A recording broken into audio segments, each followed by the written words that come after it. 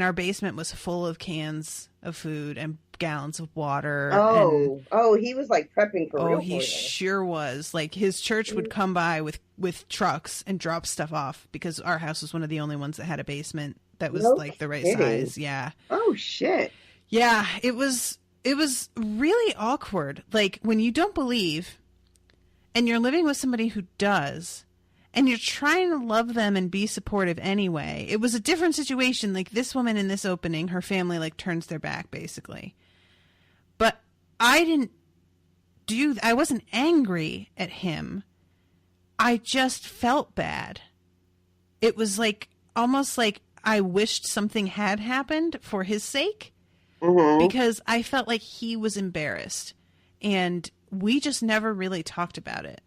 Like, I would help him bring stuff downstairs into the basement, and I would make sandwiches for the guys who were bringing stuff by and say hi. And I was involved to a degree of just knowing what was going on and assisting with the basic stuff. But then when nothing happened, we just all pretended that nothing happened. Period. Oh, you wouldn't even talk about it? Mm-mm. Oh, it's like being a children alcoholic.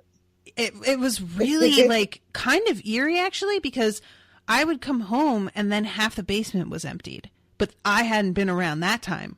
They were fine coming by when I was home to bring stuff over, but when it was time, they would take things out, and they started to like hand it out to the people in the church, and I never saw them come and take the stuff. They had to hide their shame. Kind of, yeah. Yeah. And it was the sort of thing that I just let them deal with it. If that was how they wanted to do it, just not talk about it, then fine.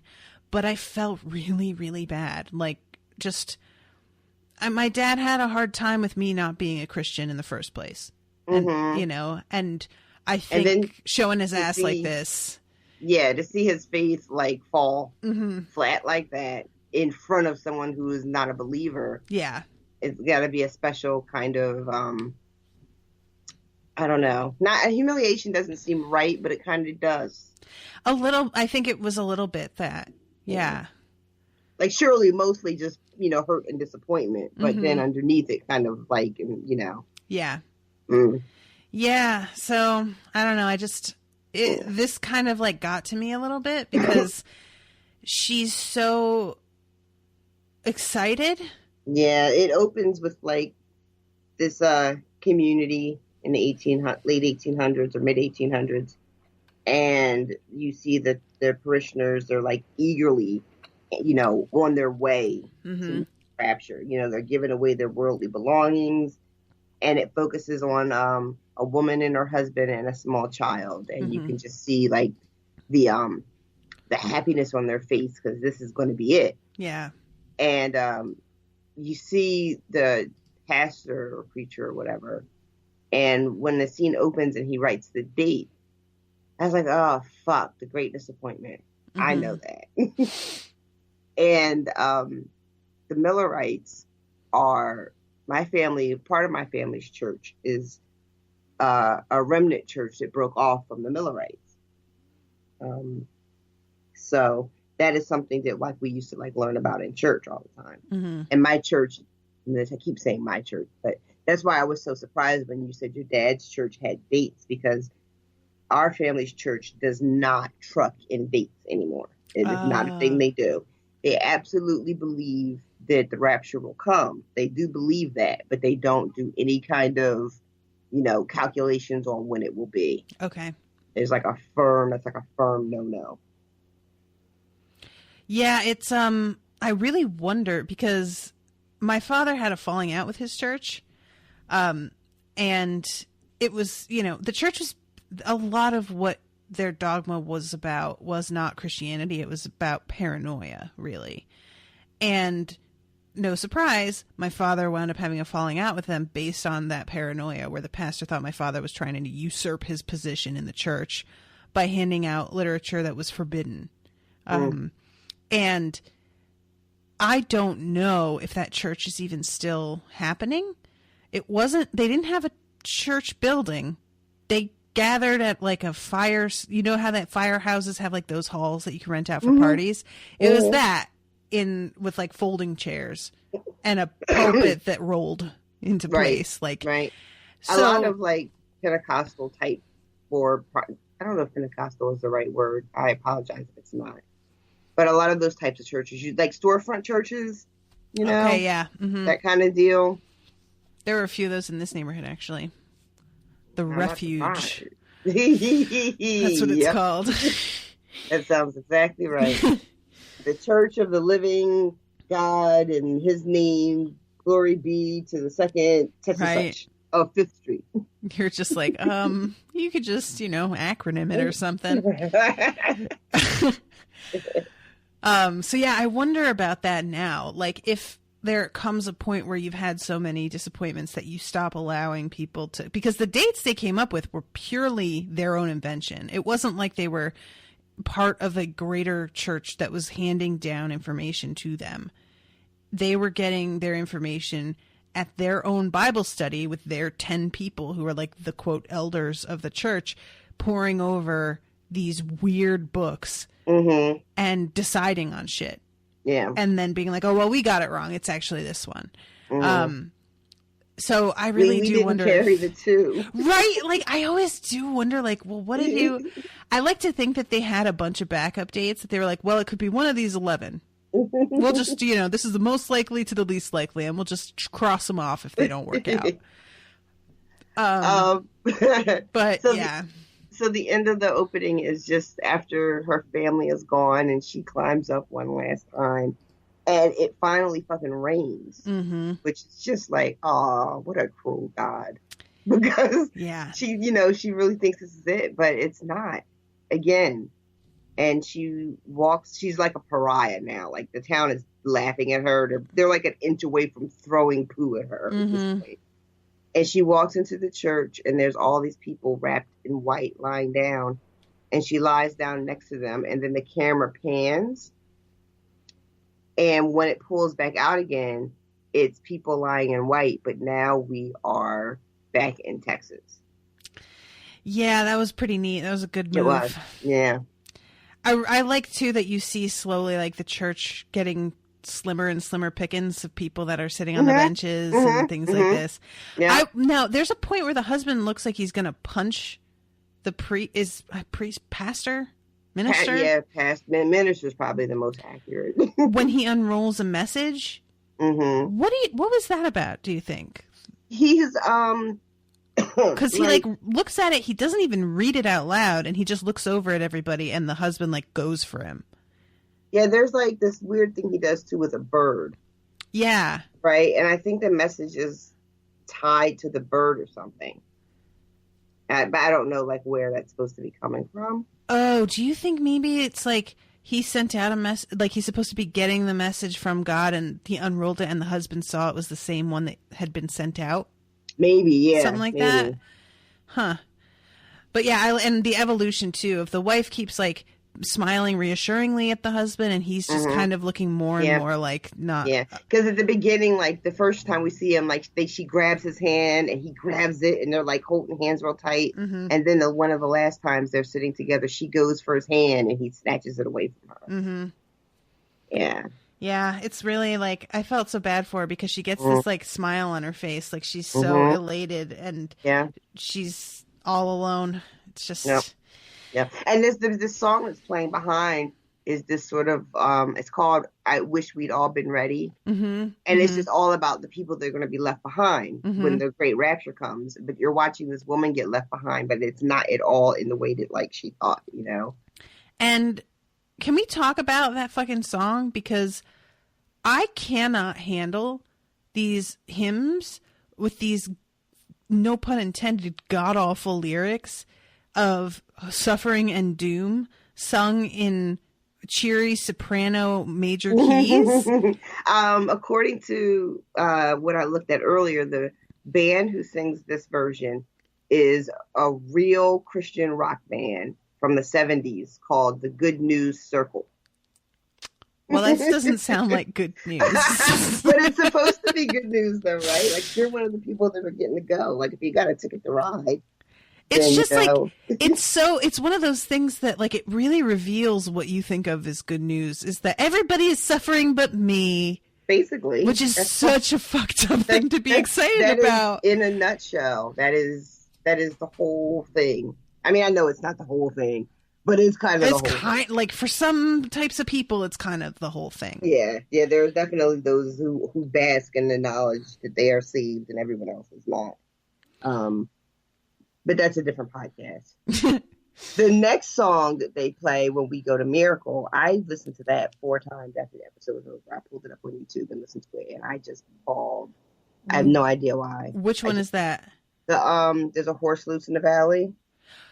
I don't know, to remember that. It's the one. It's like not really any instruments, but it's clapping, and it's like it's an old Negro spiritual. Oh, the I see the sun. Yeah, that one. Yeah, that song was in True Detective, and I used it as the song for the podcast. Oh, did you? Yeah, because what's that? I was gonna say I wanted you to use it for this one, but you already used it. Oh, I'm sorry. Maybe I will use it for this one at the end of this episode. Yeah, I went and I looked them up, and then I found like videos of them performing. Same. That's I did the same thing but months ago with True Detective. I was just like, what is this? I think I started recording True Detective with Nina before Alan took over. And I was talking to her and I was like, I think I'm going to use this other song instead of the theme song. And she was like, I kind of love that idea. And because it's just so powerful. It really is. Holy shit. Really I couldn't get over it. What is the name of that group?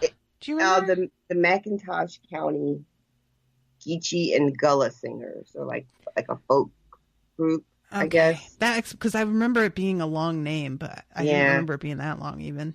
And they dress like in I don't know, traditional like slave wear or I don't know what you call it, but and I just this shit, like you said, it's so powerful. I was just, God damn. I think I did the same thing when I watched the season when it aired. I did the same fucking thing. I was like, gotta go see who this is. Mm-hmm. Yeah, when they started playing that, I literally sat straight up and was like, is it? Because it starts off with the just, hey, and I was like, hold, wait, what? And then when they used it more than once, I was like, oh, all right, is this going to be the thing this season? Are they going to keep doing this? Which I'm fine with. So we do the pan, it pulls out, and it's the GR in Miracle. Mm-hmm. And, if for those of you may remember, last time we saw them, shit kind of hit the fan. Yeah, it had. And they were holed up in the visitor center. Which is such a visual. Like, when, what is her name? She sits up. Tabby? Evie. I don't know, I was thinking Tabitha.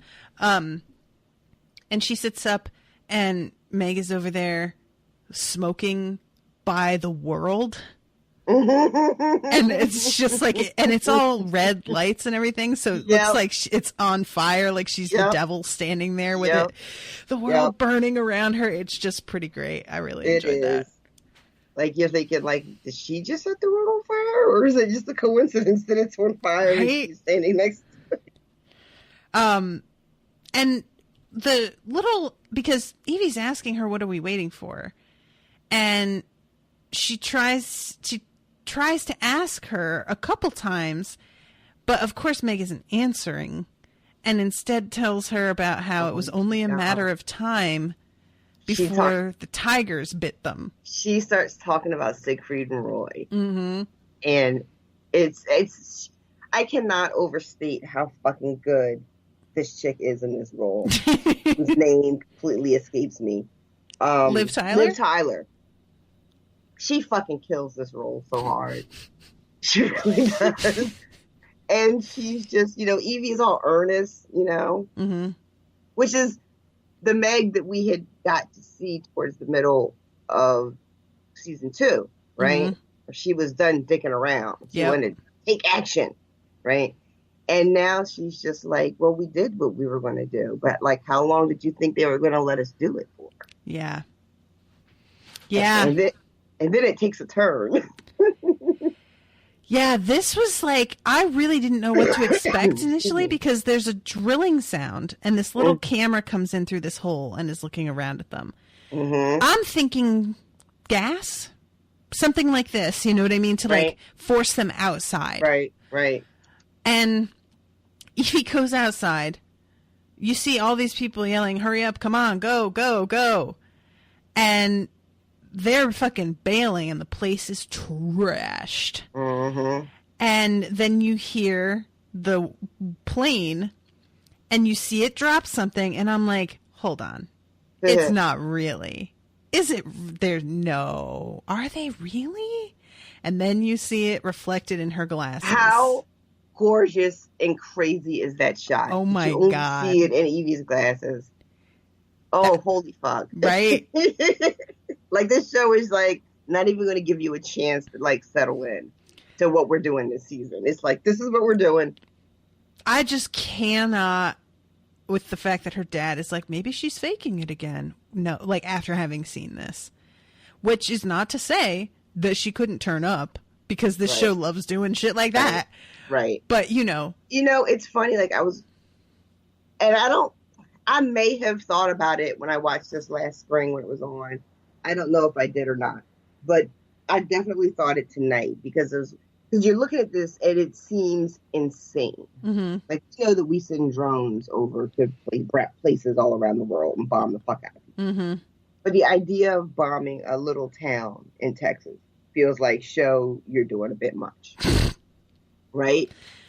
But it's not like we don't do, like, I live in a city that bombed a house in its city. Yeah. Not like 20 years ago. Well, 30 now. Like, that's, yeah. And I mean, they could be, the argument that they're terrorists is very strong at this point, Well, we find out later in the episode that it never, like, the official line is, it was a gas leak. Right. Right. You see the fucking crater in the ground. Oh, how about that? And that was something. Like, Kevin walks by it, doesn't even miss a beat, so there's like not even time to really appreciate what it is you're like. It's just like a giant crater, like a big chain link fence. But Kevin is just walking by it because, it's been. We should mention it's been 3 years now since the end of season 2. Yeah, 3 years. Which I was like, that jump again. I was just like, wait, what? Yeah. So after the thing with Evie, then that's when we really get into like where we are in this season, and we see Kevin looking all good. Oh my God! Got a beard happening now. This man needs to stop it. Who does he think he is? What being the all fuck? I hate Jennifer Aniston so much. I swear to God, like. There are so many points in this episode where I just lost track of what people were saying. Like, the dialogue completely, I had to stop and rewind because I was too busy staring at this fucking fine-ass man. I objectively understood, yes, he is quite good-looking last season, but that beard just takes it right up over. Like, oh, yeah, it does it for you. I'm not a huge fan of the beard. Oh, I love beards. I prefer him without it. I wouldn't. Shut your mouth. I do. I like him without it. But I wouldn't kick him out of bed for having it. Good God. I can make a compromise. I'm willing to work with him. There is a point later where he's wearing jeans and no shirt, walking around in that fucking beard. And I'm just like, I can't. Men in no shirts and jeans is like my jam. Like, if there's a calendar of just and hair, I like chest hair, I like facial hair, beards, chest hair, no shirt, and jeans. That's like the recipe. Like, they don't even have to be that fit. That doesn't, like, if they are, great. Really isn't like the requirement though. And I'm still just like, hey, what's up? Why? Hey, what? Hi. Like, I just get stupid. So that was really, like, they're trying to be like, oh, look, he's trying to kill himself with this plastic bag. And I'm like, yo, camera, can you just drop like 5 inches? Like, I just need to, I know, I get it, he's dying, but still, can I just like look at him, please? My priorities were not in the right place at all. Don't do important things when he's got no shirt on. That's not going to work for anybody. Like, I'm not going to be comprehending. Don't try to insert any dialogue if he's got no shirt on. Right. Just don't, you're just losing the battle. Like, anyway, sorry, had to go on that tangent. You know, you guys understand, I'm sure. Even the men who are straight and listening to this are probably like, oh no, yeah, I get it. Yeah, they're not. She's not wrong. So it's 3 years later, which means it's a total of 7 years now since the departure. Mm-hmm. And Kevin is a cop. He's chief of police here in Miracle or Jordan. Mm-hmm. And the town is a little chaotic. Yeah. Because, they're coming up on the anniversary. I think it's supposed to be like 2 weeks away, they say. Mm-hmm. Like 14 days, because he finds that flyer that says 14 days. And we see Tommy. Oh, Tommy looks good too. What's going on? And so Tommy's a cop now. And they're just trying to like keep the town cool and just get through this anniversary. Yeah. Like he does not want, because we've already seen season 1 and season 2 ended with fire, basically, with the whole fucking town on fire. Yeah. And he just does not want that. Anything but that.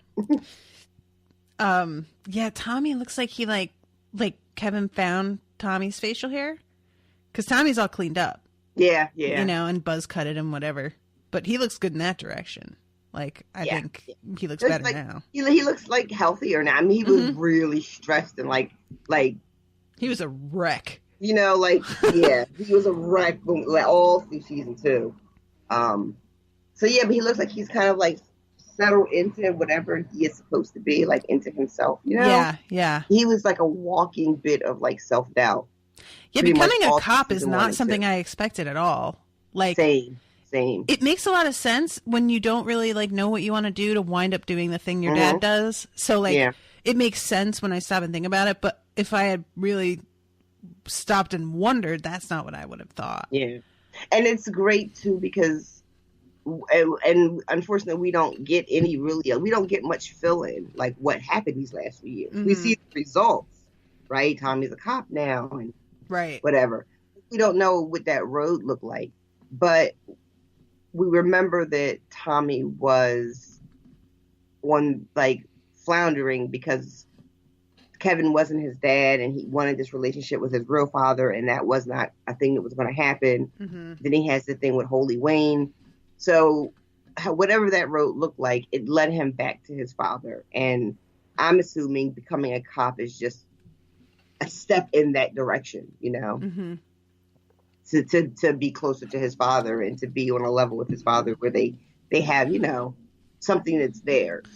Yeah, it seems like connection's really the main thing for him. Mm-hmm. So did you notice that, like, Jordan is like, what does Kevin say? All are welcome. Like, someone's like, do you need wristbands? Yeah, I forgot about that. But when he said, oh, no, not anymore, I was like, oh, all right, well. It just come on in, find parking where you can, all that is a wrap now. And again, we don't know, what precipitated that. Mm-hmm. I guess bombing it would make it no longer a national park. Maybe that's the thing. But if nobody knows that it was bombed. Right, if it's not the official line. Yeah. So. All I can think is like the invasion happening, that it kind of like made them change their tune on it. Yeah. But I don't really know why it would. Like, honestly, I keep thinking about the fucking, those hicks who busted up the park in, where was it? And they overtook that like federal agency. Oh, you're talking about real life. Yeah. Oh, the Ted Bundy rancher people. That's the one. Not Ted Bundy. That was a serial killer. I was about to say, wait, Ted Bundy? But it was Bundy. Yeah. It was like somebody Bundy. And like, that place is still what it is, even though that's true. There were a bunch of dudes in there with guns crying. but none of them got arrested really, and they all went home to him. Yeah, So they all still. Don't get me started. Don't get me started. All right. I'm sorry I even brought it up. But But there's a couple of little fun things in the crowd. The giant Gary Busey. oh my God. Yeah, that was rough. Nobody wants even a regular sized Gary Busey. Don't do this. And the guy on the pillar is still there. Oh my God. I love that he's still there. 3 years. Yeah. And he's So- still there. Damn. And so, you know, they're just, so then that happens, and I think Kevin goes, next we see John. Yeah, well, he finds the flyer.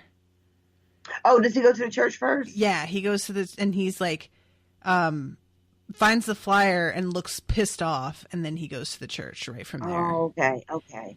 And I really like, because I was wondering this. He goes in there and he makes his Mary stand up, his wife Mary, like, oh, well, you know, I used to think such and such until Mary couldn't have a child and came back. And I'm thinking, watching this, does she like this? Because, like, one would imagine he brings this up every time, right? Yeah, I would imagine. She looks like her smile looks really forced, I think.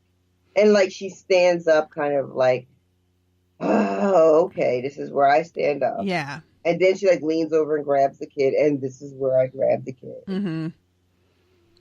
So I'm just, like, looking at it just because on rewatch, you can tell her smile is forced, but it was hard for me to know at the time. Right. You know, were you like- surprised to see her like that well? I mean, we knew she was awake at the end, but not really.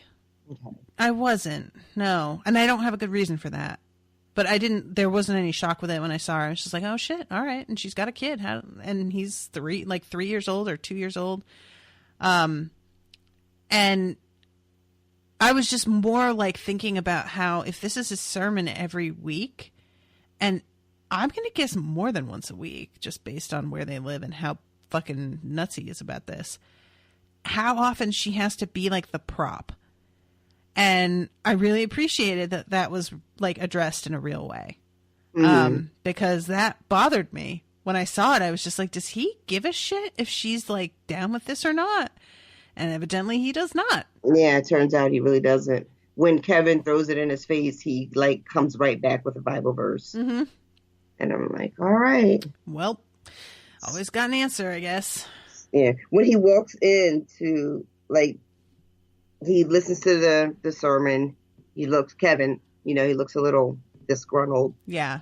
And then he goes to meet them at their little, I guess they're off their rectory. Yeah. And the kid's in there, Michael, is looking at something on a laptop, and then he closes it as soon as Kevin comes in. Yeah, this was like, I had no idea what to think here. And like, honestly, I was just thinking, are they trying to set it up that we're worried about something real? And then it turns out that they're just like planning a way to honor him at a thing, which it kind of probably they do think that's what's happening, but they clearly know that he would react poorly. Because all you can see of him, all you can see of what Michael is looking at is it's a newspaper. Right. So that's all you can tell. And did you think Matt was lying about the flyers? About the fires? The flyers. The 14-day flyers. I don't think so. Like, because honestly, I feel like he's the kind of person that would have admitted it, but I think he probably knew who did it. It's the kind of thing that, like, somebody's like, I'm going to go and do such and such, and he's like thinking to himself, well, you can do it. I know I'll get in trouble, but sure, you go do it. Right. You know, that kind of. And then when I say I didn't do it, it won't be a real lie. Exactly.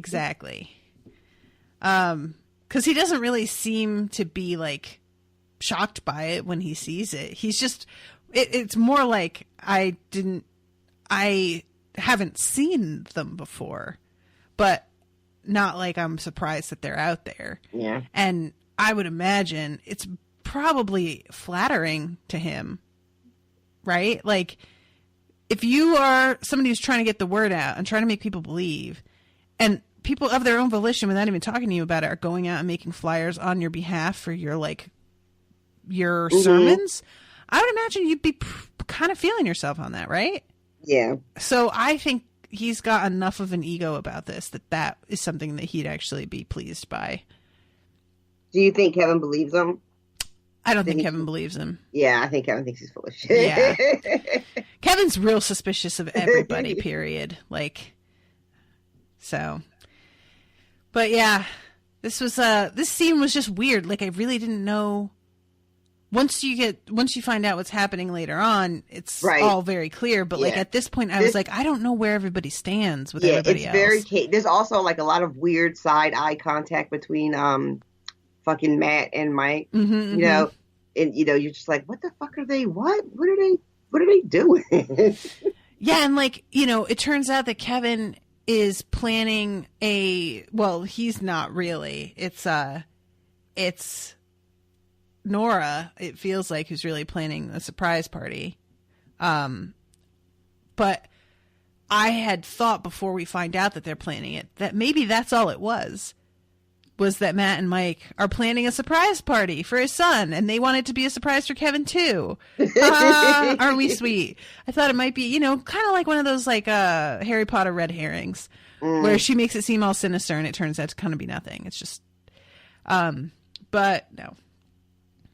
And that's when he goes to the station and is making his speech about an influx of 5,000 to 10,000 pilgrims between then and now. Yeah. And he says that it's lower than they expected, which I thought was weird. But I don't know. I don't even know why I thought that was weird. I guess I just was thinking. Excuse me. Bless you. Thank you. I think I was still thinking about Jordan from season 2, where there were just so many people coming in all the time, and that they were expecting so many people on the anniversary in season 2. So for him to be like 10,000 is less than we expected. I guess maybe after everything that happened, and also I'm assuming as more time passes, because that's what we do, the further you get from an anniversary, the less sense of urgency there is. You know what I mean? Right. Yeah. So yeah, and I feel like part of the draw of Miracle is that it felt untouched by all of this garbage. But once you have a quote gas leak that takes out a group of people, that's gonna blight it a little. Oh yeah, and the fact that the guilty remnant showed up there and busted into their perfect little and really just and accomplished what they set out to do, which was to make sure that everybody knew that there was no place that was special. Right. You know, they just kind of came and shit all over the town, and their work was done. Yeah, basically. Yeah, so I think that this makes sense, and I kind of in a weird way, as much as I know that there's going to be drama anyway, I felt relieved by it. You know what I mean? Like the secondhand sort of calm. But anyway, sorry, I'm going to IMDb to remind myself of some of the character names. So I think after this is when he goes to the house. Yeah. Well, Nora is here to make her speech about hey, I know if some guy says that his girlfriend is departed, that probably means that she's rotting in the back of his trunk. But still, that's pretty good. if he uses the D word, you guys come get me, right? And then we go to the house. Oh wait, no, this is when he meets the dog guy. I forgot about this. It happens here. Oh yeah, when he's ready to leave, and then the guy's like, "No, somebody's here to see you." Yeah. Fucking creepster. This guy's really good at acting creepy. Oh, man. So he shows up, and what do you think? I could not other stop than laughing. this fucking guy. he pulls out this fucking sandwich. You know, you're expecting a dog head. God knows something. I like that he puts on like Gloves. latex gloves, and the sandwich is in a plastic bag. Mm-hmm. But he's like, it's evidence. You got to be very careful. Oh my god! And he's so happy to see Kevin too. Let's not. Yeah. Like, he is so happy. And then after he gives him this great big bear hug, he says, "You do remember me, right?" Mm-hmm. Which is, I feel like a little like at first I was like, does he just think it's been a long time and Kevin doesn't remember? Or is he being shady because he knows Kevin's memory is all fucked up and he often blacks out and doesn't remember shit? Honestly, what I thought he meant was that Kevin, like, greeted him with a lot more reserve than he expected. I think he thinks, oh, we're bros. We're on the same page. We know what's up. And you should be happy to see me because I'm, like, the one other person who gets it. And here you're acting kind of weird with me. You remember me, right? You know what I mean? And pulls this fucking thing out. I didn't know where he was going for a second. And then the second before he said it, I'm like, does he think that this is going to prove this man's a dog? And then he's like, canine DNA. I'm like, you fucking guy. Really? Like, I almost started laughing out loud. I was just like, are we doing this? And it just takes, he has to like take the longest like roundabout way of getting to the point, talking about how he was undercover as a caterer. The whole thing. That was my favorite part. Oh my god. And Kevin I also like the description of how much good food there was available. Crab cakes, Cornish game hen. Like, this is proof. He's acting like a dog wouldn't eat meat over a peanut butter sandwich. Like, you know that a dog would go for a fucking chicken before peanut butter. Right? Am I wrong about this? I think his logic is faulty. Yeah, I mean, don't get me wrong. I know dogs love peanut butter. They do. It's like a joke. But a chicken, if you had a chicken leg, like steaming right in front of a dog, and then you held out a spoonful of peanut butter, you don't think the dog is going to go for that steaming chicken leg? I'm sorry. Nah, I don't buy it. This is stupid. Anyway, I love that that's the part that I think is stupid. Not that a dog would transform into a human being. That's not the dumb part. Peanut butter over Cornish game hen. And I swear to God, if at the end of this season it turns out that there have been dogs transforming into men, or if there's any sort of weird ambiguity around that they're like, ooh, I don't know, did they transform into humans? I will never forgive you, Rashawn. I will never forgive you ever. But yeah. So he tells Kevin his great, his theory. He's cracked the case on this one. Mm-hmm. And Kevin gives him the Lori speech. Yeah. Almost word for word. What you're thinking is happening isn't. Yeah, and he has to crack a little bit of a joke. Their paw on the button. Oh my God. And then he has to explain the joke. Yep. And Dean is like, this motherfucker. Oh, God. Dean's looking at him like he wants to shoot him right there. Yeah. For a second, I really thought that's what was going to happen. Mm-hmm. Because he's got a gun on him. But even though, I don't know if you can just walk into a police station with a gun on you. You probably can't. I don't think you can, but like if somebody's going to get away with doing it, it's right, this guy. Exactly. Yeah. Some dude who looked like he might be ex-military, white, middle-aged dude. Yeah, this guy would do They probably just look at him and assume he's a cop from somewhere else. Probably. Like, he blows this dog whistle. What is that? Yeah, after Kevin is telling him basically, that this is not real, and I'm going to come see you, and we're going to talk about this later. Kevin gets up, turns his back to him to open the door, and Dean pulls out the dog whistle.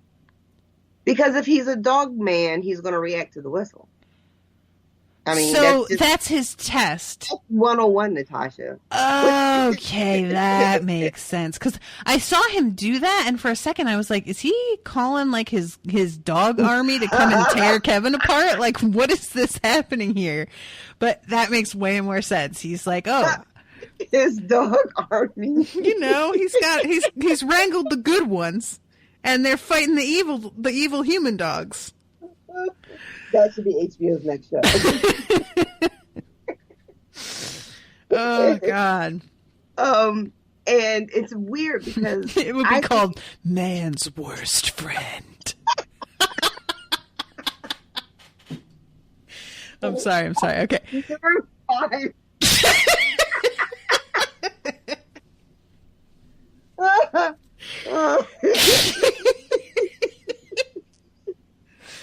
Oh God. Okay, I'm sorry. I take it all Jesus back. Christ. Fuck. No matter who wins, we lose.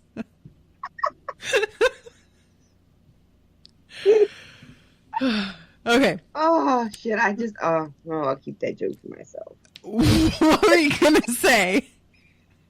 Yeah, you The have evil- to tell me. The evil dogs, their like tagline is like, "We're coming back for our balls."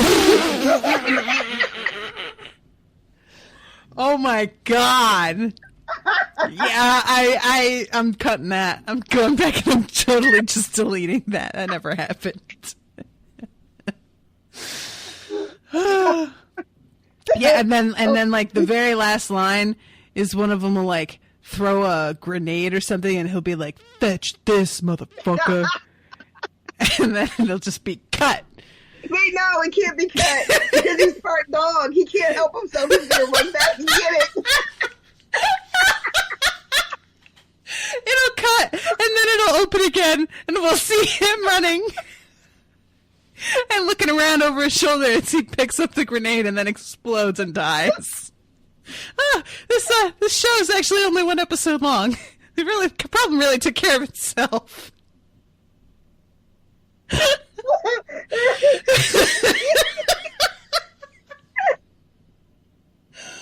Oh All my right. God. Okay. All right, guys. Well, we know how to address an invading dog army now, so I think that we really come away from this episode with some valuable information. Oh, they got away from us a little bit. A little bit. All right. Okay. So he blows the dog whistle, and I think he thinks that it has an effect on Kevin. It doesn't, though. I don't think it does. Right? Yeah. It's clear that Kevin just turns around and is like, dude, what the fuck are you doing? I mean, I didn't think that, but now I'm going to go back and look. I'm like, just going to rewatch that little instant just to see. Yeah, because he's blowing on it for a few seconds, and Kevin is just walking to the door, and he grabs the door, and then he opens the door, and he turns around, and Dean is still whistling. Right. Kevin just gives him this, like, okay. But there's something in Dean's face, in my opinion, that looks like he thinks he saw something. Yeah. Well, this is the kind of, that's how it works, right? When you have this kind of paranoia, it like feeds on itself. Yep. I tried to go back, and of course now it's like loading for 25 minutes. Okay, here we go. Because I want to take a look at that and see if you're right. Because I mean, it took me a second to even realize that it was a dog whistle, and like you said, I kind of expected him to have a weapon, not around his neck necessarily, but I don't know this guy. He's a weirdo. Who knows? But yeah, so he blows it. He's staring at Kevin when he does. He's blowing it for a minute, and yeah, he like lets it fall from his lips, like staring at him. I can't tell. You might be right, but it's hard for me to tell. Like, I think maybe it's... it could go either way. I don't think so. From the almost disappointment on his face, I don't think that he thinks it had an effect. But, yeah, I don't know. Doesn't really matter in the end, but still, I was kind of curious about it. Yeah, it's true. It could be, like, maybe if Kevin had reacted to the whistle, then he would understand why Kevin wasn't being helpful. Right.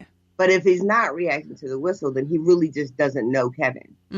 Like he thought he did, to your earlier point, right? And it could just be that disappointment, like, this isn't who I thought it was at all. But when he shows up later, though, doesn't he say something to Kevin like, you're one of them? Yeah. So, I don't know. Well, he says, he just doesn't say you're one of them, he just says you've changed. Oh, you're right. Which doesn't seem like a good enough reason to shoot somebody in the head with a high-powered rifle. I mean, this man's logic is clearly pristine and beyond reproach. So yeah, then we go to the house, and it turns out that John is doing that. Wait. Reading. Oh, you're right. Okay, I'm sorry. I got lost. But no, you're right. So he goes to the house and yeah, it's John. John's taking this handprint. What happened to the original dude who had been doing this? That John burned his house down. I can only assume he left town. I mean, he doesn't die in that second season.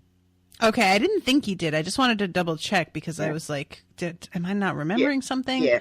John goes to his motel that last time, and he ends up pulling a gun on John, telling him to get the fuck out. John's like all trashed and shit. Mm-hmm. And that's, yeah. Yeah, he probably bounced. I would have bounced. Right, like, after that, I'm just surprised that he stayed around as long as he did, to be honest. But John, for a second, I was like, what, does John have powers now? Because the other guy, I really felt like was for real. John looks not only, I mean, he has a beard now, and it shouldn't make that much of a difference, but he just looks like a much nicer dude. Yeah. You know, like I didn't realize how, even when John Murphy was smiling through season 2, he was never really smiling with his eyes. No, he looked fucking always like a threat. Yes. Always. And this John, his eyes are like wide and open, and this smile, and the glasses. The same actor. Yeah, the glasses are also helping. He looks like Black Santa. A little bit. What? He looks like Black Santa a little bit. I'm sorry, I keep dropping out. Like who? Black Santa.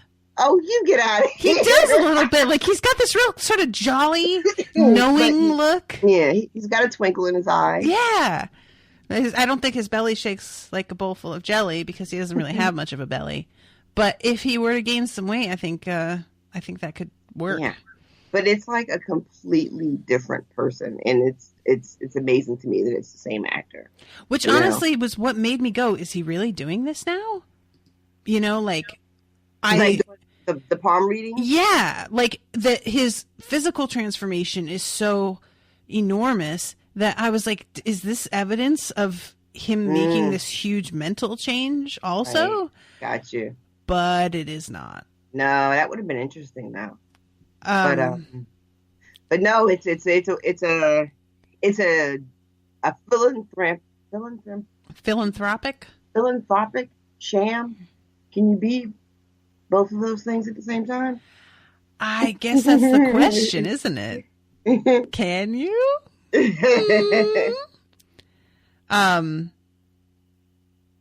I think I can't decide. This is one of those things that's just so like, I understand the motivation behind it, and I'm not even like judging them for wanting to do it. I'm just not sure if it's like, if it justifies itself. Right. Well, they're not taking any money off of it. They are though. No, he shreds the money. Remember? Oh, that's right. That's right. Like the people think they're paying for it, but then but no, they don't keep any of the money. They should just donate that money. Why are you going to shred it? People could use that.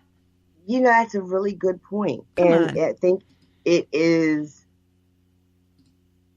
obviously, I think it's got to be tied into, because you can tell that shredding the money is a John thing. Yeah. Because when Kevin is like, hey. Right. What are you doing there?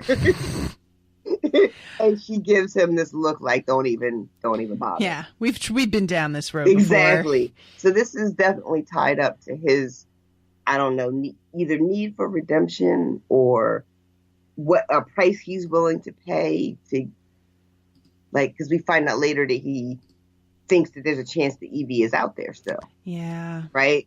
So maybe he has to do something to be worthy of her coming back, you know? Ugh. I hate it.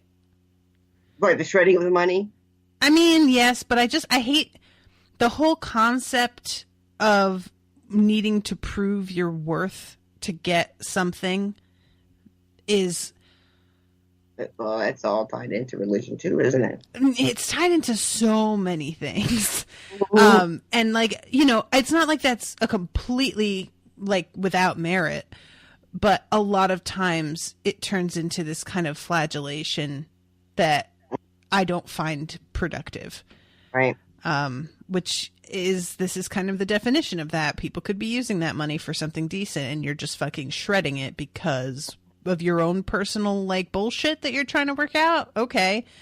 That's also in its own way a kind of selfishness, but sure. Yeah, I mean, exactly, because like if he weren't trying the money but was using it for other things, you know, even if he thought that they were good things, like and in this, I don't know if this is part of John's motivation or not. This is just me talking, but there's this idea that, you know, there is no good that comes from money that is gotten, you know, I guess ill-gotten gains kind of way, right? Yeah, I get what you're saying.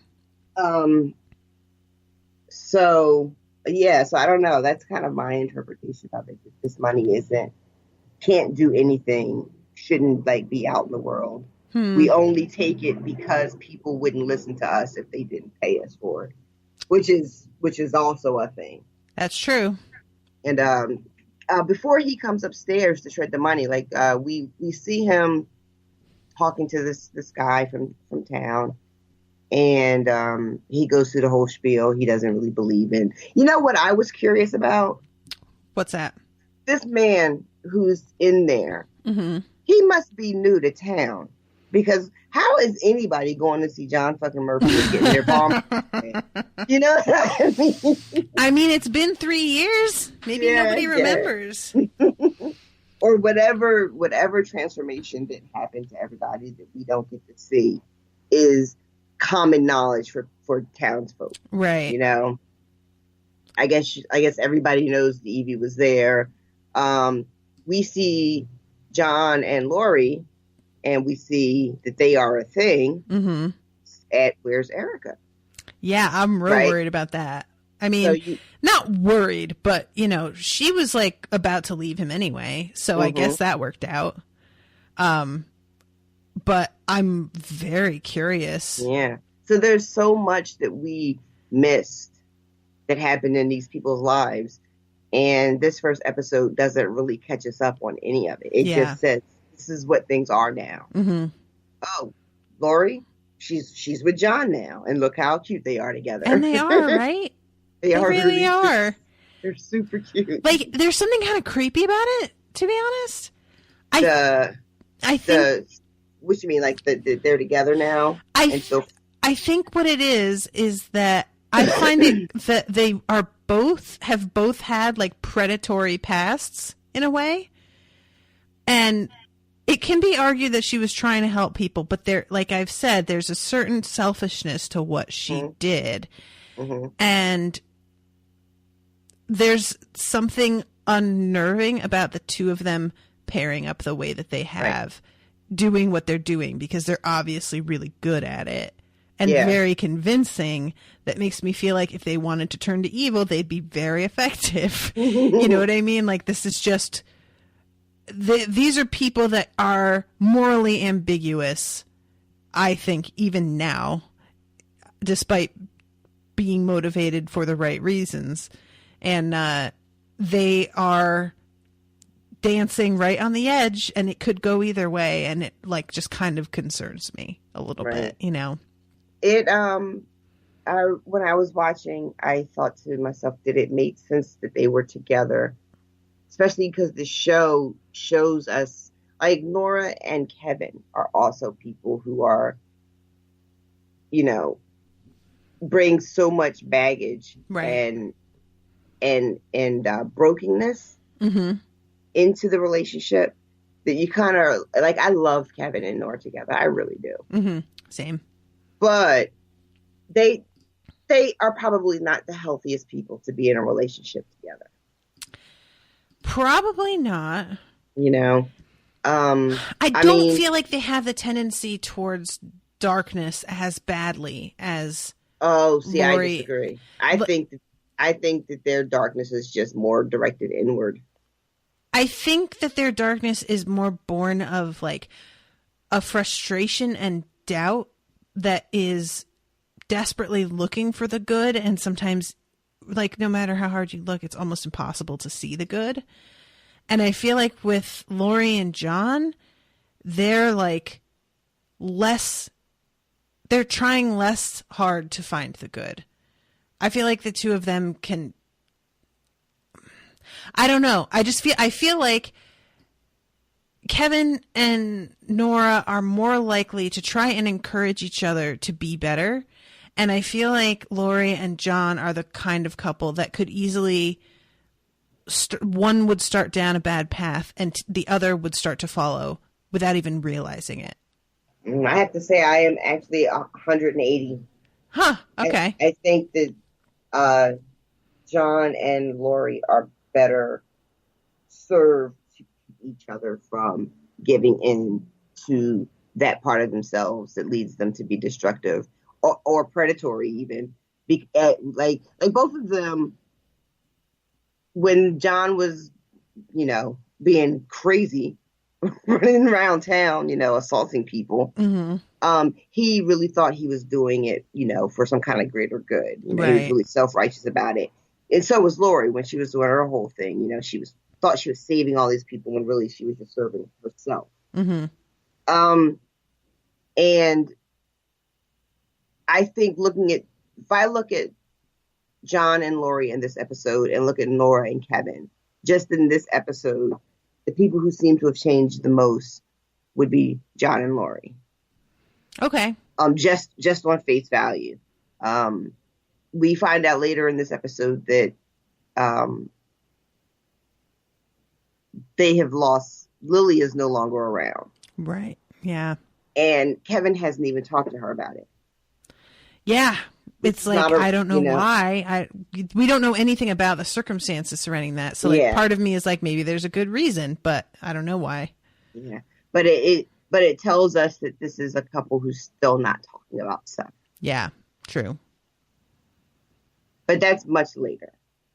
Actually, it's not really much later. It's not that much later now. Because pretty much all that's left now is, the horrible, fucking ambush. Oh my God. Yeah. Well,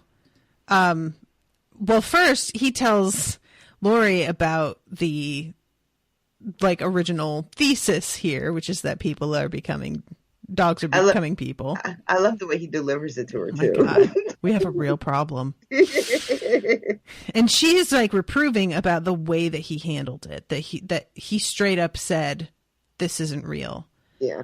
And he's like, you did that to me. And she's like, yeah. And you went and drank poison. So maybe don't do that. That worked out real well is what you're trying to say to me, I guess. And Kevin says, but I'm better now. Yeah. Oh my God. And the thing, it's so great because no, you're not. I got better. Know you're not. If you have to say it, then you're not. Bless him. But it pretty much goes right from there to the surprise party for Tommy, which is really sweet. It is really cute. And it's the show gives you these moments where it just looks like happiness. Yeah.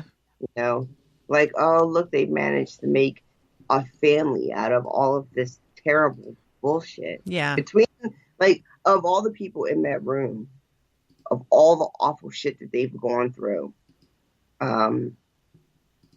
there's a lot of shit in that room. Yeah, there is. And to be able to get together and have a family and have a birthday party and you kind of like, oh, maybe it's possible to recover from what this world has been. Mm-hmm. And then Jill shows up, and that's adorable. Oh my God. Yeah. Yeah, I really and I love the moment too when Tommy's about to blow out his candles and he looks at Nora and it's like, I could give it away. Does anybody need anything? I was just like, oh my God, what? Yeah. Yeah. Tommy needs to stop it. He's so sweet. And what did she say? What did she say to him? She says, it's your wish, honey. Oh. Yeah. And then, blows out the candles and the doorbell rings. And I feel like that's a setup. He knew she was coming. Because he knew about the surprise birthday party. That was part of the joke. Right.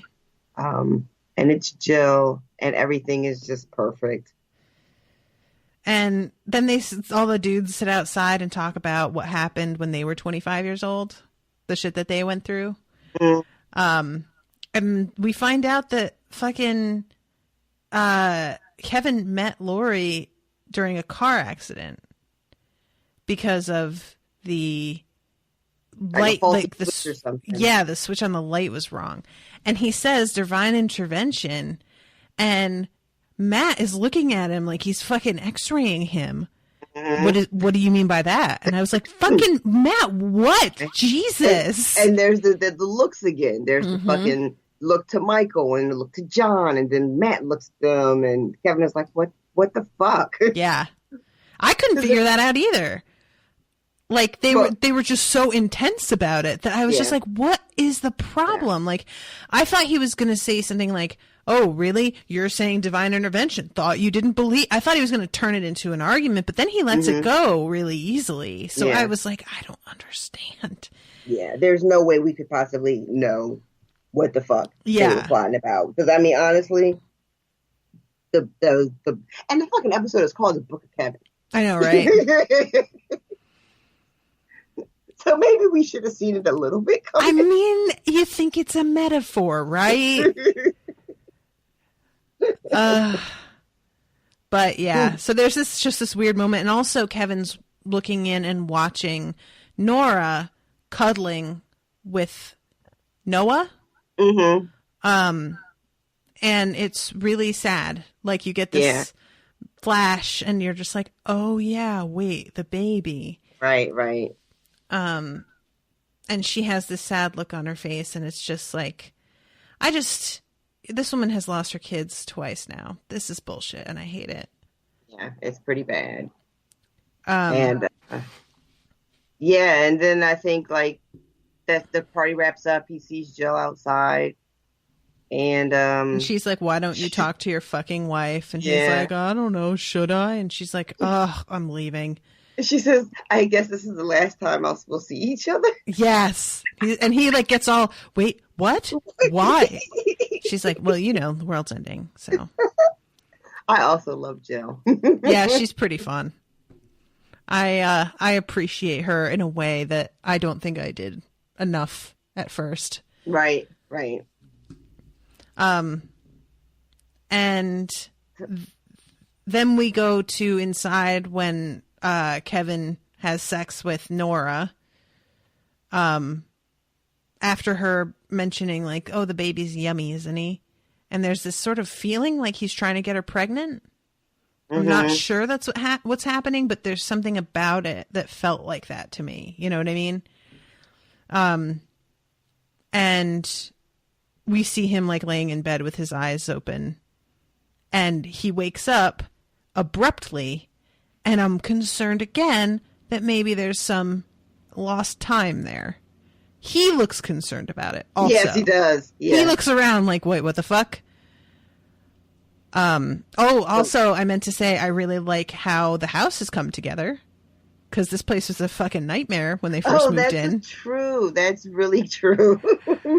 They have like wallpaper and paint and actual furniture and things around. I was like, oh, this is actually kind of adorable now. That house was a disaster. Oh my God. Wasn't it? It was really bad. I forgot about that. Yeah.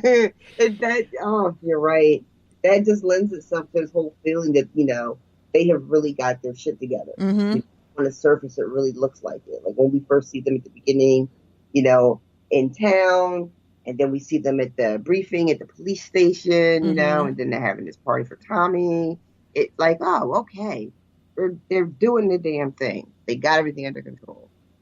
But then there's these quiet moments where you kind of see through the cracks. And like you said, when they are having sex, and then he's kind of like laying with his eyes open, and the way he wakes up.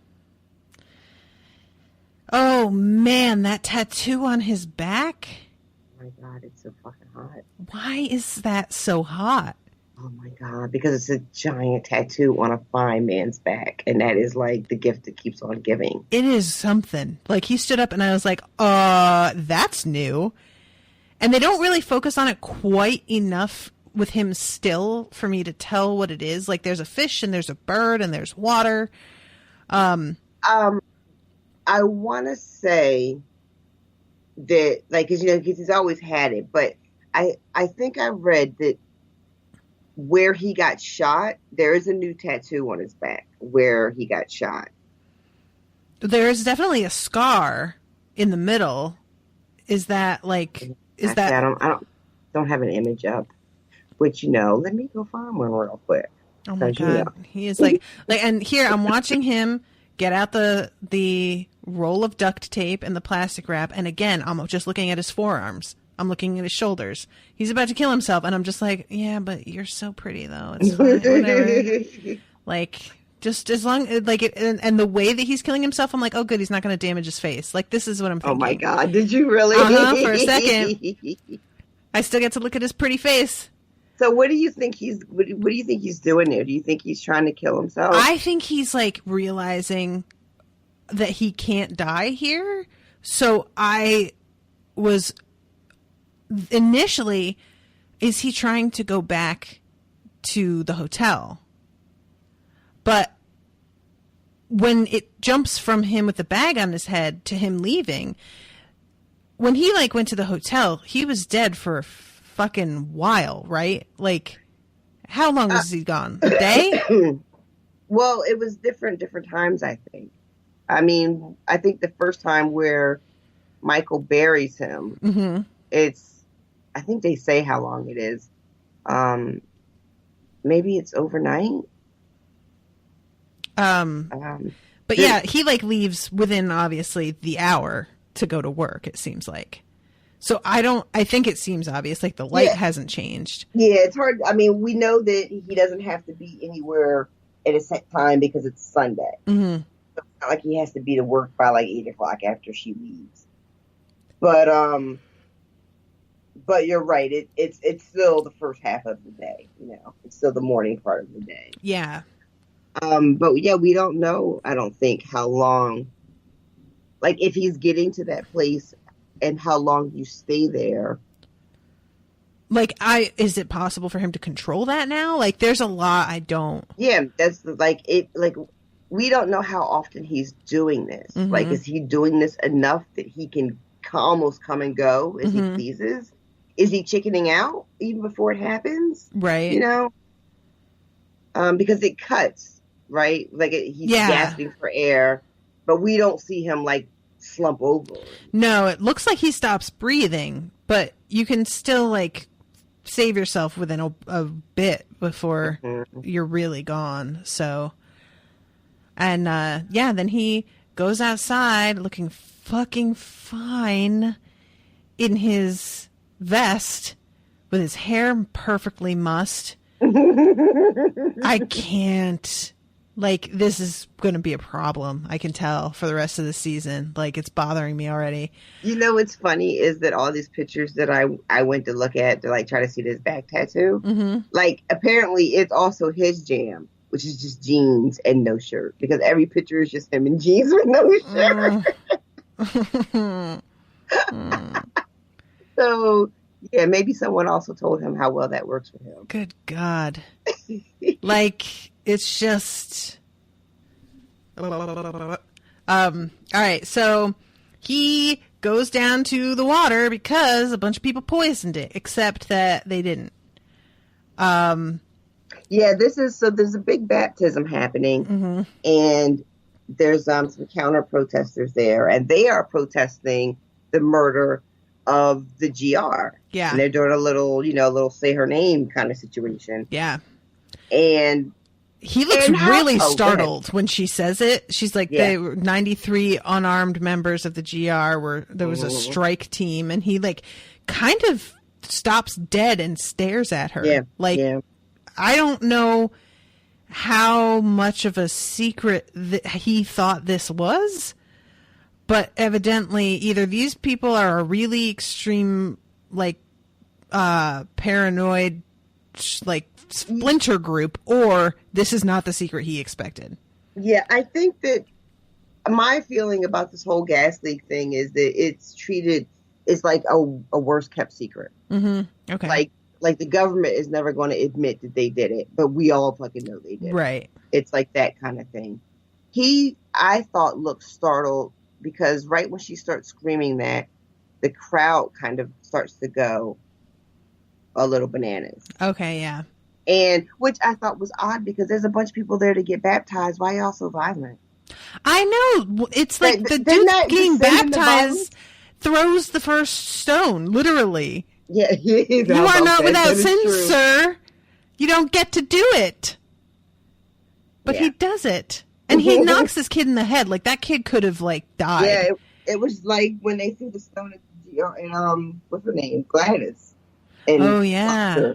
In season 1. Yeah, and then, that's of course, you got all the people getting baptized are all wearing white. Mm-hmm.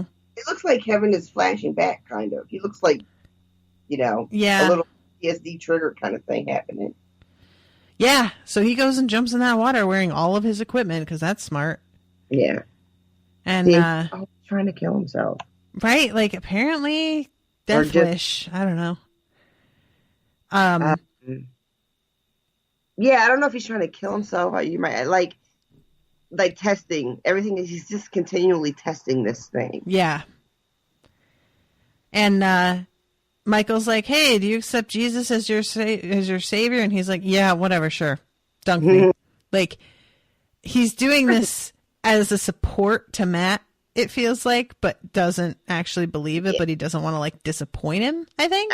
He's put on the spot, and I don't know if it's so much for Matt personally. It feels like it's a way to calm the crowd down. Mm-hmm. I love that he whispers that it doesn't count. That doesn't count. Yeah. Also, Michael can't just be Michael. Michael can't baptize anybody.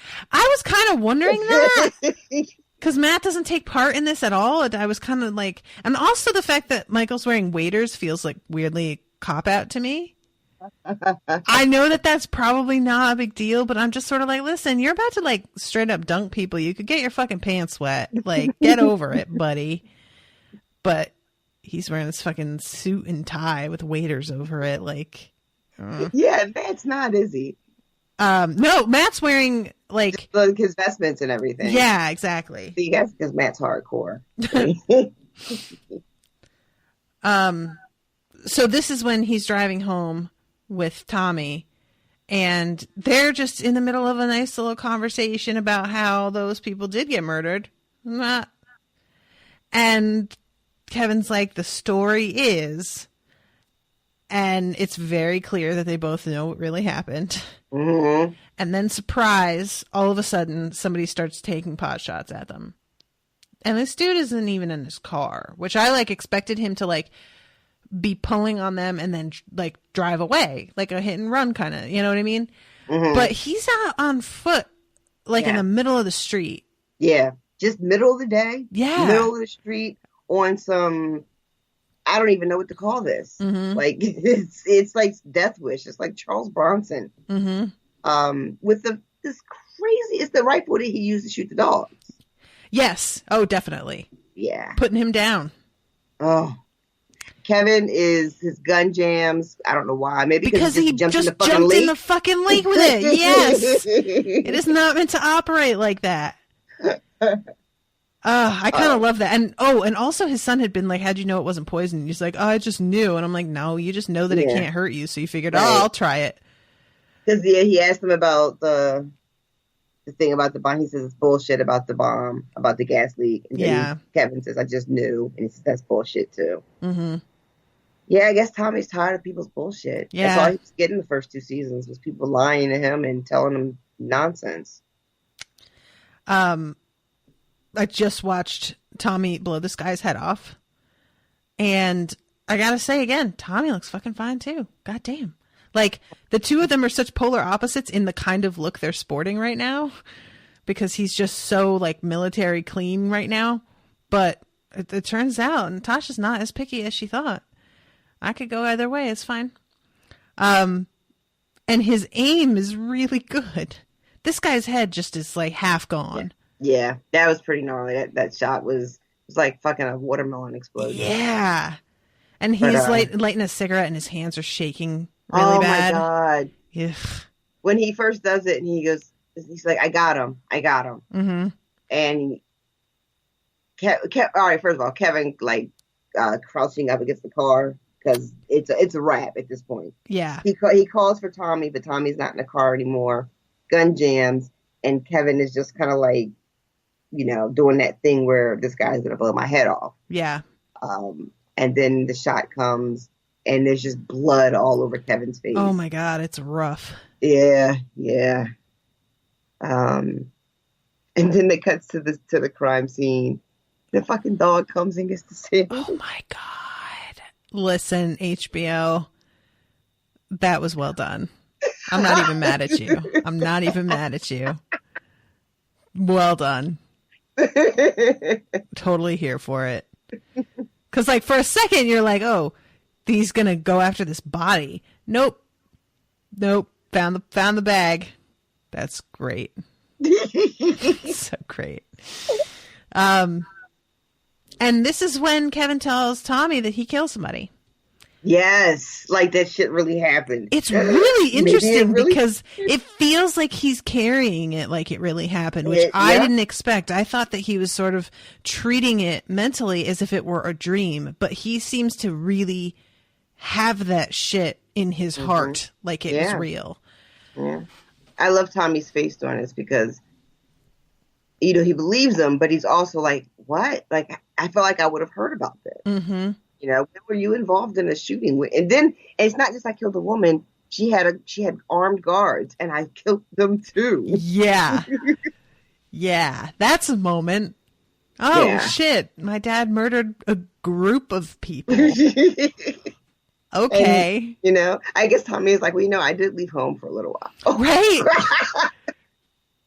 Like, I wonder if he doesn't think that this was GR.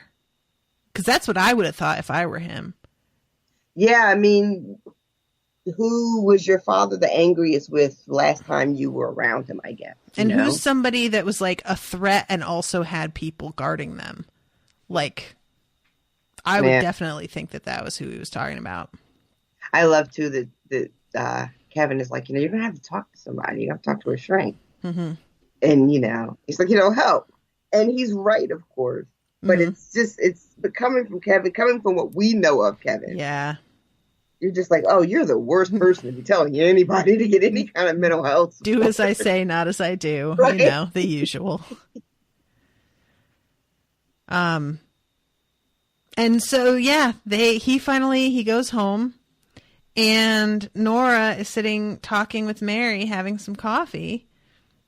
And Mary lets them know that she's leaving Matt with the baby forever. And I mean, Kevin just doesn't seem to get it. Like, he's like, but wait, what about Matt, though? Oh, and then he does but he took care of you for 3 years. Yeah. Which I guess is a reasonable response from someone who is outside of a relationship, right? Mm-hmm. You're not supposed to say that shit out loud. Like, maybe you think that. Maybe you say it to Nora later in private, but you don't say it to Mary. I feel like with him, it probably feels like he owes more to Matt than he does to Mary. Like, he was friends with Matt first. They had an unusual, weird relationship. I think that he probably feels like he's supposed to defend his friend a little bit. You know what I mean?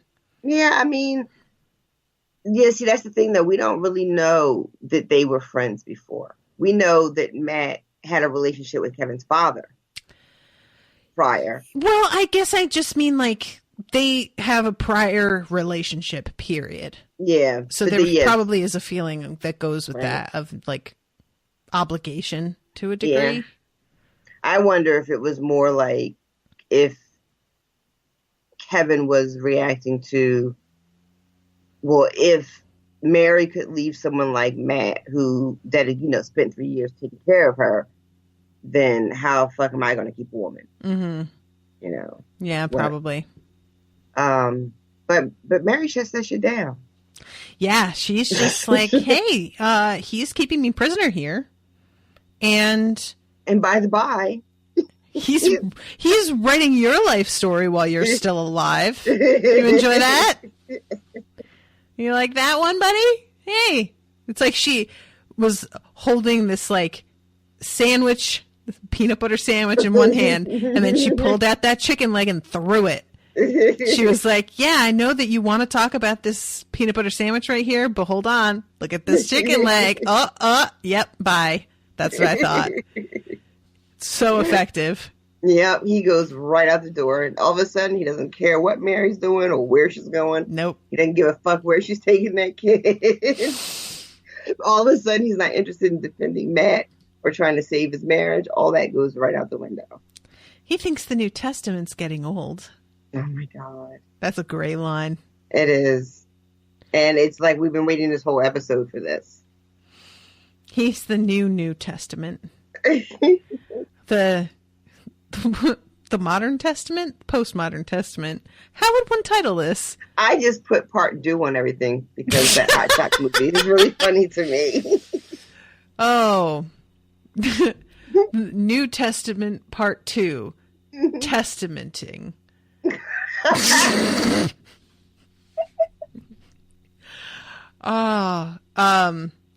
The New Testament. Oh, you stop it. All right, you stop it right now. Okay. Settle down. The Two Testament. That's even better. I like it. Okay, I'm done. I swear. Okay. So he goes to the church and confronts Mike and Matt. And they're just like, yeah, well. Oh my God. This when he is bursts true. In, Matt is about to lie. He's a liar, pants on fire.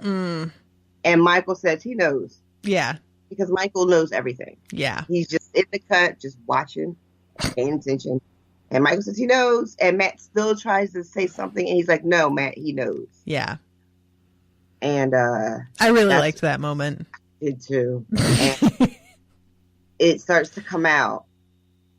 And Kevin's face. Oh my God. is I mean, I don't know what Kevin is doing a couple of different things. He is feeling betrayed because Michael also has a great line. He feels betrayed because Michael has told them about the hotel. Right. I forgot about that. Yes. Michael says, well, it seemed important. Michael. I kind of love Michael. I do too. Honestly. Like, he's just like, listen, I know that was super private, but also it was rad as fuck. You think I'm keeping that to myself? No. That's not how this works. Oh my God. So then, Matt's being mad. And Kevin is just trying to wrap his brain around because they're not making this shit up though. Right? Yeah.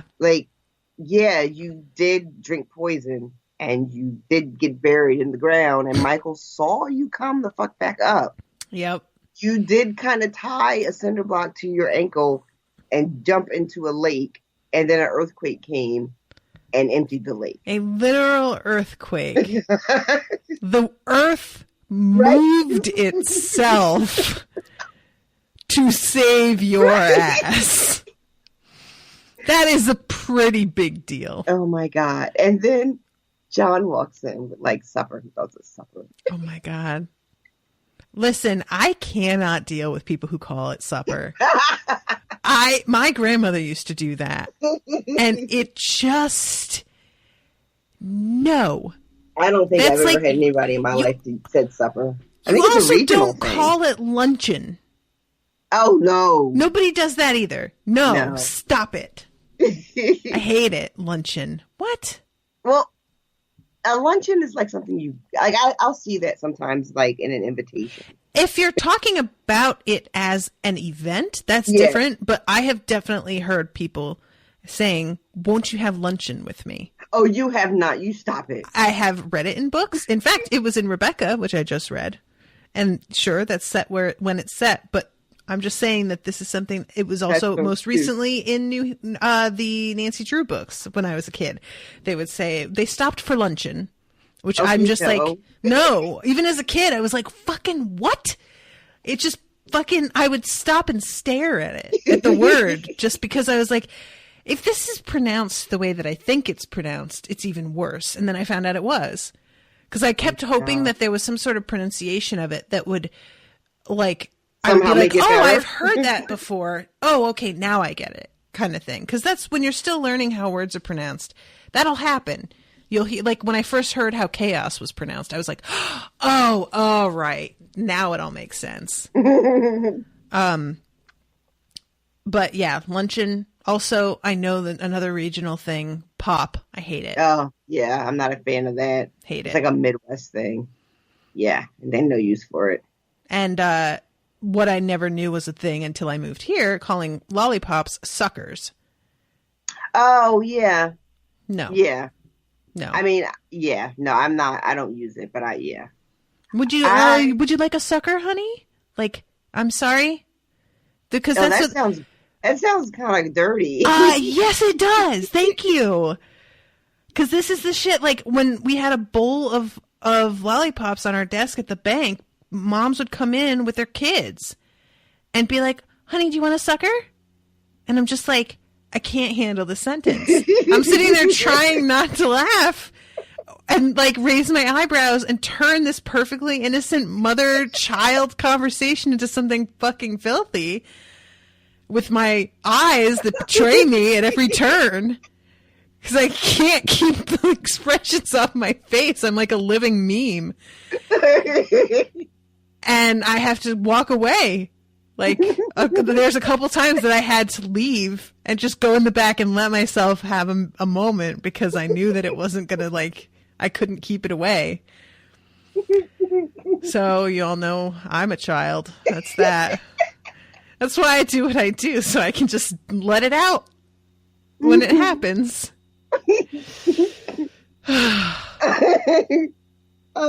So, oh my God, I can't. Sorry. So John comes in, and Kevin thinks that another voice of reason has shown up to be on his side against this madness. Yeah. He's like, you see these fucking idiots writing a book? And John just goes, oh. And he, like, you see him stop and turn and look. And he's, oh? Not you too, man. Not you too. And John just says, I shot you point blank in the chest. Yep. And you got up and walked away. It didn't even go to the hospital till the next day. Not untrue. Right? And Kevin is at this point just like, because he really has nothing that he can say. I mean, it's just kind of amazing that he hasn't thought to write a book himself yet, to be honest. Like, he should have capitalized on this shit first is really the only problem here. I wonder if for Kevin, and this is why we see the thing with the jumping in the lake and the plastic bag over his head, is that he,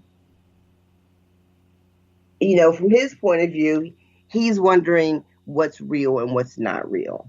Like, is this place I'm going to, is this a real place? Am I seeing these people? Are these interactions happening with Patty and, you know, whoever else?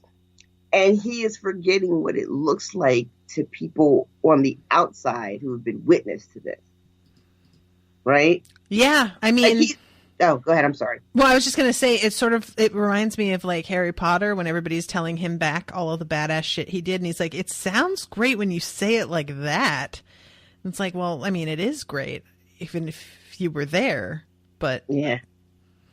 Yeah. It's almost like he forgot that people were around for these things. Yeah. You know, like, he remembers that he died. That he thinks maybe he might have died.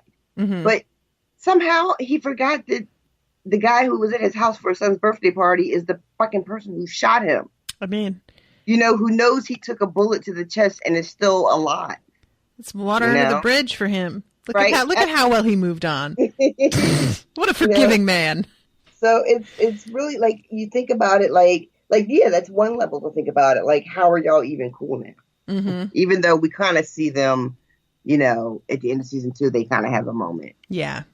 But yeah, it's like Kevin is so almost disassociated from it that he forgot that there were other people involved, you know. God, I'm thinking this man shot you and is now dating your ex-wife. Yeah, like, honestly, on paper, it just sounds terrible, but the kid who buried you alive, you know, and shot his grandfather in the head. Let's not forget about that. Oh, right. Oh wait, no, right. no, his grandfather shot himself. Oh, yeah, that's right. But he would have. But he was there and he knew it was, you know. Yeah.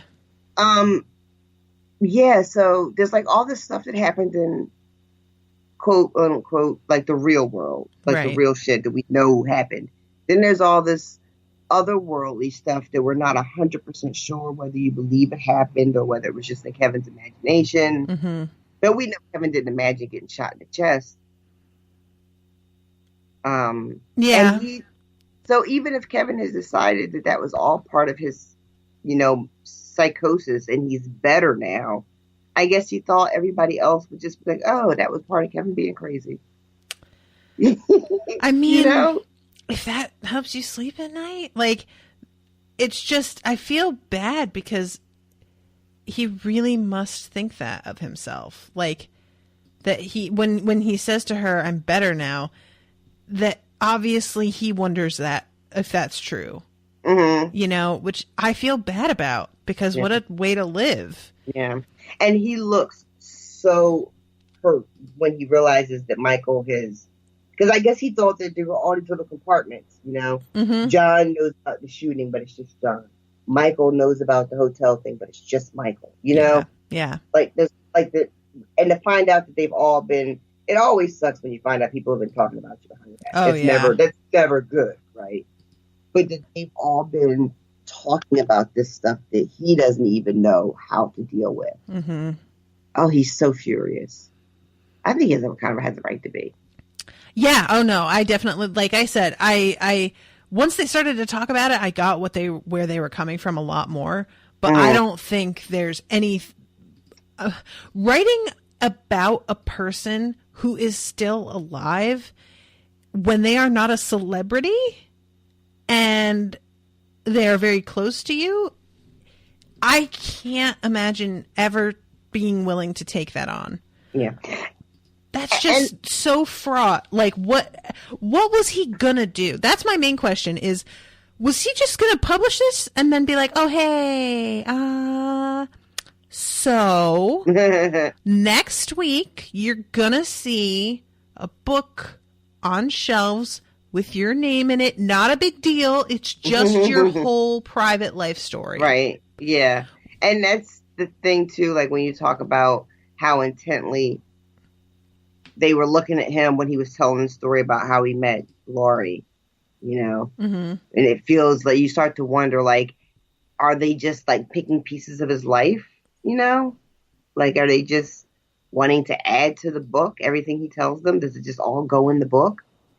Matt says the book is current up until the baptism. Man. Like, yeah. That's like, I really don't know what he was thinking he was going to do.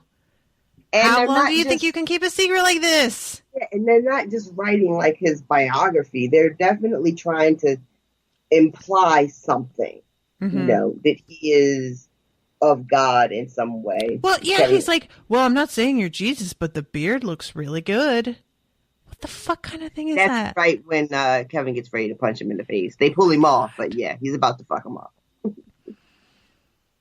I mean, I really kind of wish that he had, and then Matt would have been like, hold on. Hold on. This table. Okay, flip it over. Flip the table over. Oh my God. He pulls his phone out and tries to film it. Oh. Yeah, it's clear that Matt has an agenda, and he is using Kevin to, you know, further it, and has done so without Kevin's knowledge, without his permission, and it's kind of gross. Even though I will say that everything that happened with Kevin is pretty, you know, phenomenal, but it's still, I think, it's gross. Yeah, agreed. Yeah, no, I agree. Like I said, I understand wanting to do it, but you go to the guy and talk to him about it. You know, like, I'm thinking about my dad and all the crazy shit he did. And I have thought so many times, somebody should write a book. My dad should write a book. Maybe I should write a book, but I kind of don't want to know what I need to know in order to write the book. So, and I just can't imagine if I had just decided to go ahead and do it and didn't tell him. And how, especially if I had talked to other people about him without, like, that's the thing for me, really. That's like, y'all had to collaborate behind his back, which is, it's just really not okay. None of it's okay. Yeah. And that they're writing it again in this way where it's not just like, hey, let me tell you about this guy who's a cop. It's, let me tell you about this guy who's a cop who did all these amazing things happen. So it must mean something. Mm-hmm. And let me tell you what these things that happened to someone else mean. Right. And especially in the fucking climate that they're in, they have to know that somebody gets like these kinds of stories circulating about them, and people are going to be camping on the man's front lawn. Mm-hmm. Right? Like, that's the climate of this place right now. And the fact that Matt is so gung-ho about it, it feels like he wouldn't be opposed to that. No. Like, this is one step away from asking him to try and drown himself in front of everybody to prove it. And you know that people would want that. You publish something like this, and everybody's going to be expecting some performance for proof. Mm-hmm. I just, like, there's so many extenuating consequences that it just doesn't feel like he gives any shits about it all. Like, yeah. And when Kevin asked John, basically, like, what the fuck, dude? Like, you were the no miracles and miracle guy. And that's when we find out that John is like, maybe Evie did it again. Yeah. Which is when you, I don't know, you start, like, again, like little cracks into people. Mm-hmm. Like, well, shit, man. Yeah. Okay. So you got some stuff going on that you're still trying to work out too, huh? Which is, it's not, that doesn't make him a terrible person, but you're just like, but really, is that what you think happened? I just wonder about his wife leaving. Like, she obviously had already been going to leave. But I can't help but wonder, like, if she hadn't been, I feel like this would have been the thing. Sure. You know what I mean? Like, right. Because if she was on the same page with him, then wouldn't she want to stay close to where the site was? Mm-hmm. But yeah. Or if not close to the site, at least be somewhere where Evie could find her, right? Like, if you think that she might come home one day, don't you want to be there in case she comes home? And you know what I didn't really think about? Because we know that there are other, like, but the GR, that wasn't all of them, right? So what are the rest of them doing? Did she go and join them?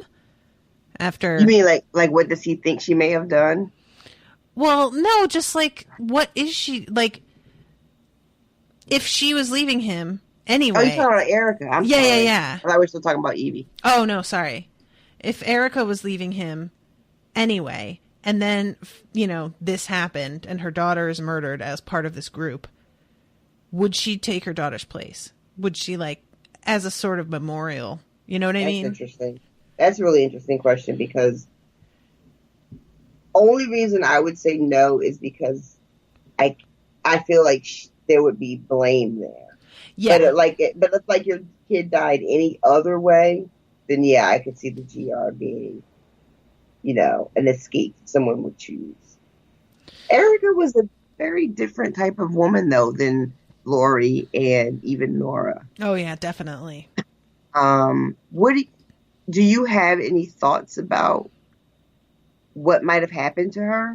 Do you have any guesses or predictions? I don't. Like, I feel like where the characters are now, it all, once you like get into it, it makes sense, but it's very surprising initially. Mm-hmm. So I feel like whatever she's up to, I'm just gonna be surprised by it probably. Right. Like, I don't know. Anything about the baby? Any theories? That's what I was thinking, was like, did she take the baby? which I don't remember where they even found the baby. What was the deal with that? That was the baby Christine had, that Tommy from the cult. That dropped off. Right. Mm-hmm. So, I mean, she could have stolen the baby and taken off, but I don't know why she'd want to, unless she felt like the baby was supposed to replace her daughter. Mm-hmm. Which I guess, but it just didn't feel like she had any sort of attachment to the baby before. Right. So that would feel sort of, I don't know, it just seemed like she wanted to leave her husband to be free of this nonsense, and taking a baby is the opposite of being free. Right. And if she has left on her own accord, not only has she left John, but she's left Michael. Yeah, true. I don't know how Michael feels about it. Michael's like so detached from his parents anyway, it feels like, that I have a hard time knowing where he stands with that in general. Right. Michael strikes me as the kind of kid that would do that thing where a kid says, I stay with the parent who I think needs me the most. Right. Yeah. I don't know. All right. So they have that conversation, and then what happens? I'm trying to find the next scene, because this is a long one.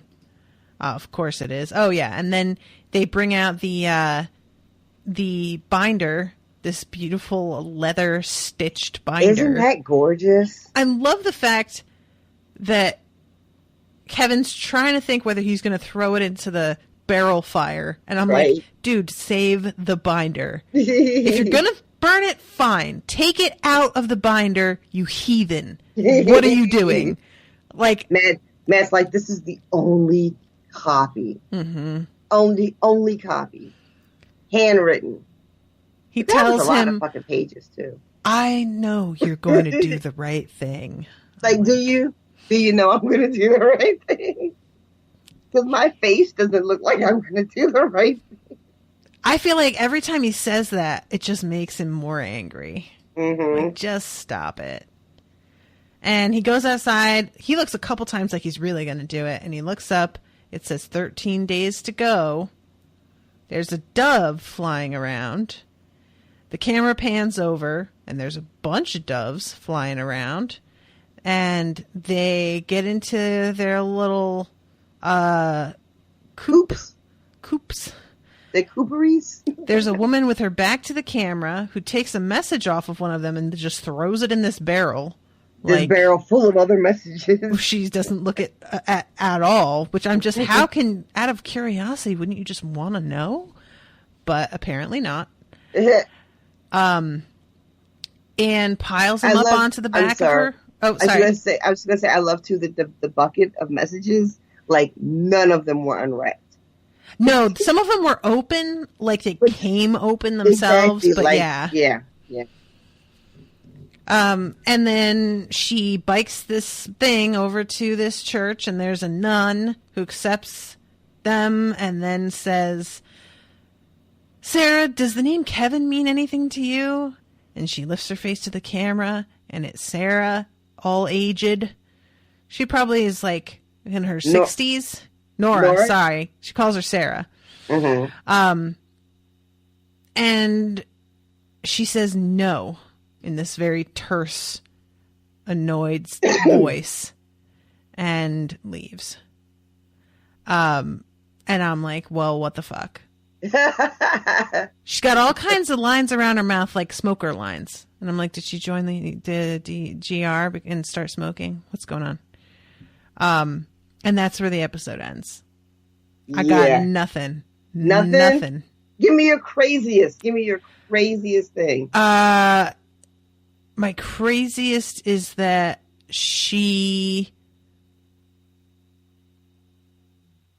I can't even think of anything. My brain is entirely blank. Because you couldn't out crazy Lindelof. Probably, like I'm just like, did we just jump ahead in time? Was there some like shift in the continuum? Is there a alternate dimension? Oh, I'm so excited. Are we going to continue this show with everybody ahead in time? I don't think so, purely based on thumbnails. But I just don't have any idea. Like, or was there a magical rock that stole her life force and aged her prematurely? Oh my God. Just like, did she sacrifice her own youth for a baby? I'm just like spitballing here, I don't know. All right, well, I guess we'll find out. I guess we will. Well, guys, I hope you enjoyed our coverage of this first episode. You know where to find us. If you want to say hi or make a comment or a prediction, don't spoil me, you sons of bitches. Go to facebook.com/unspoiledpod, Twitter at unspoiledshow, Instagram at unspoiledpodcast, or you can become a patron at patreon.com/unspoiled and get access to a ton of other podcasts. And right now I'm covering the new season of Twin Peaks with Maggie, which is super fun. Yeah. So that's what's going on. Is there anything you want to add, mademoiselle? No, there is not. I'm really I got nothing. I'm still trying to rack my brain as I'm doing this outro. Like, oh, maybe I'll come up with something. Nope. I am baffled. That was pretty good age makeup. Not great, but pretty good. Pretty good. Especially considering it was a daytime close-up. Mm-hmm. Usually when they do age makeup like that, people are inside and there's firelight to kind of mute how bad it is. Right. But and we're also it was done in a way that you're just not really sure exactly how much time is supposed to have changed. Mm-hmm. Like she doesn't just look older; she also looks a bit weathered. Yeah, which part of that could just be where we see her is kind of out in the elements a little bit. Wherever she is. Mm-hmm. So it's hard to say exactly how much older she's supposed to be. She's just older. Yeah, and I mean, you really get the feeling that she lives by herself wherever she is, and these fucking birds, why is she collecting and delivering them? Like, what even is this? I like the tie to what I thought I saw at the beginning, which is the minister with the birds with the little things, but I don't have any theories to offer up just yet. Shut up. Just stop patronizing me with your, my theories, as you haven't seen the whole fucking thing. Just knock it off, lady. I know your game.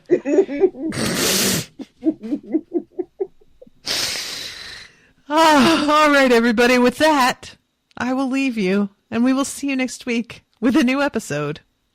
Toodaloo, motherfuckers. Bye, guys. I see the sign. Hey. I see the sign. Hey. I see the sign. Hey, Lord, time drawing nigh. This sign of the judgment. Hey. This sign of the judgment. Hey. This sign of the judgment. Hey, Lord, time drawing nigh. Sign in the fig tree. Hey. Sign in the fig tree. Hey. Sign in the fig tree. Hey, Lord, time drawing nigh. Loose horse in the valley. Hey. Loose horse in the valley. Hey. Loose horse in the valley. Hey, Lord, time drawing nigh. Tell me who gonna ride him. Hey. Tell me who gonna ride him. Hey. Tell me who gonna ride him. Hey, Lord, time drawing nigh. Ain't just gonna ride her. Hey. Ain't just gonna ride her. Ain't just gonna ride her. That was an Unspoiled Network podcast.